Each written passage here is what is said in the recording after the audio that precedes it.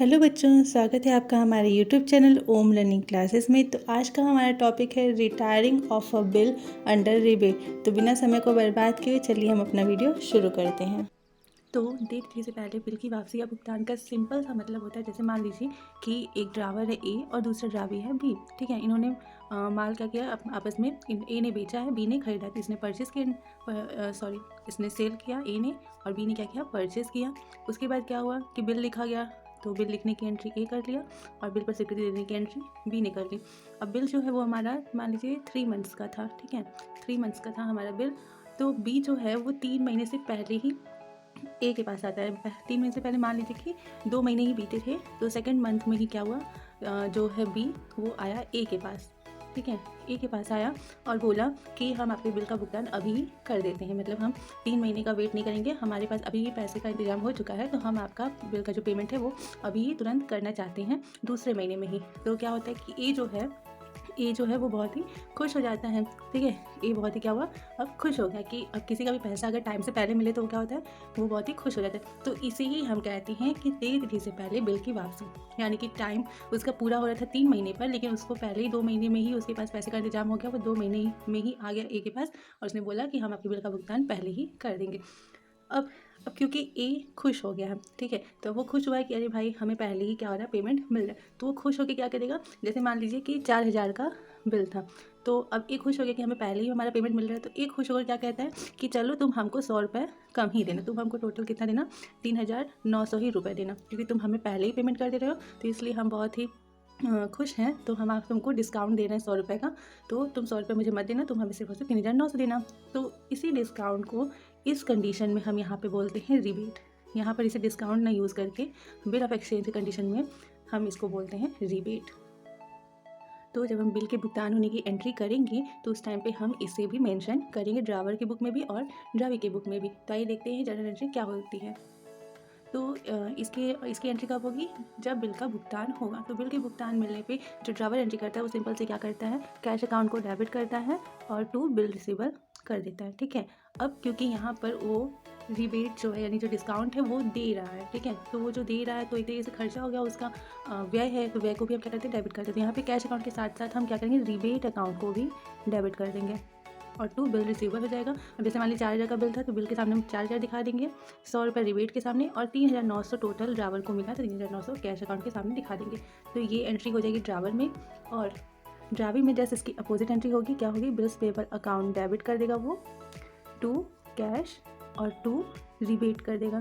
क्यों, क्योंकि रिबेट उसे मिल रहा है, तो उसके लिए तो ये आय हो गया, तो आय को क्या करेगा, क्रेडिट कर देगा। तो ये रिबेट में 100 रुपीज़ और कैश में उसने सिर्फ 3,900 दिया और टोटल 4,000 बिल का अमाउंट था।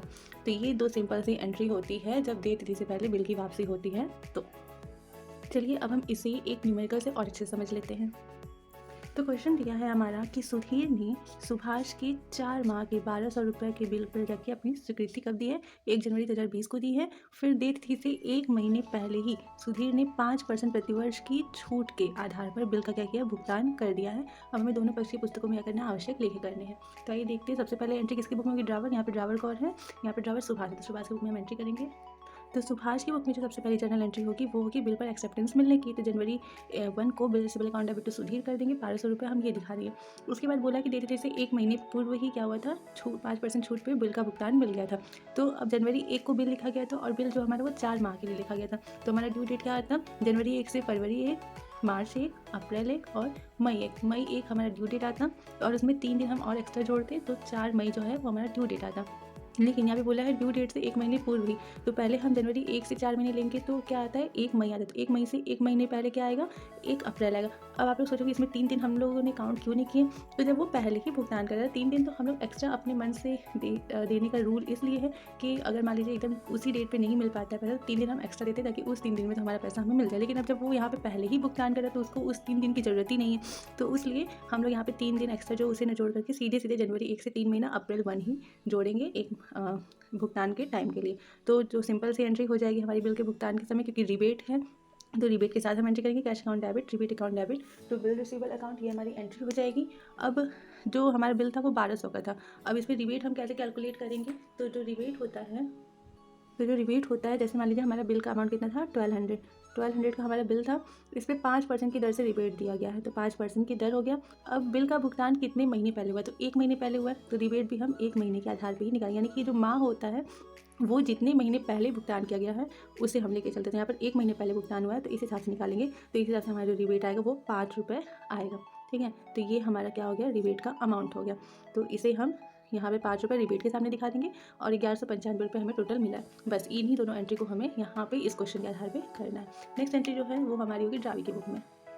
तो ड्रावी की बुक में भी सिंपली सबसे पहली एंट्री जो होगी वो बिल पर अपनी एक्सेप्टेंस देने की एंट्री होगी, तो Subhash debit to bills payable account कर देंगे, 1200 दिखा देंगे।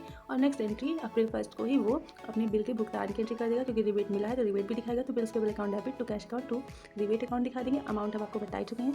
तो ये हमारी एंट्री जो है वो ड्रावर और ड्रावी की बुक में इसी तरीके से रिबेट की एंट्री होती है। तो उम्मीद है कि आप लोग को ये जो न्यूमेरिकल है और इसका जो कॉन्सेप्ट है जो अभी हमने आपको समझाया था वो बहुत ही अच्छे से आपको समझ में आया होगा। और अगर इसमें कहीं पे भी आपको कोई भी कन्फ्यूज़न हो तो आप हमें कमेंट बॉक्स में ज़रूर पूछिएगा, हम बताएंगे आपको।